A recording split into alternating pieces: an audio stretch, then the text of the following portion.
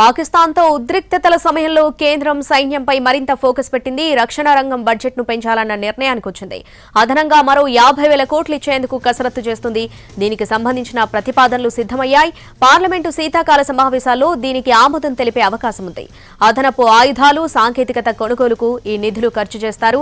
ఈ ఏడాది బడ్జెట్లో రక్షణ రంగానికి 6,81,000 కోట్లను కేటాయించారు. గత ఏడాది కంటే ఇది 9.53% అధికం. ఇప్పుడు మరో 50,000 కోట్లు కేటాయిస్తే తొలిసారి రక్షణ బడ్జెట్ 7 లక్షల కోట్లు దాటిపోతుంది. గత 10 ఏళ్లుగా రక్షణ బడ్జెట్ పెరుగుతూ వస్తుంది. 2014-15లో రక్షణకు 2,29,000 కోట్లు ఇచ్చారు. ఇప్పుడు అది 7 లక్షల కోట్లకు చేరింది. పహల్గామ్ ఉగ్రదాడితో కేంద్రం పాకిస్తాన్పై ఆపరేషన్ సింధూర్ మొదలుపెట్టింది.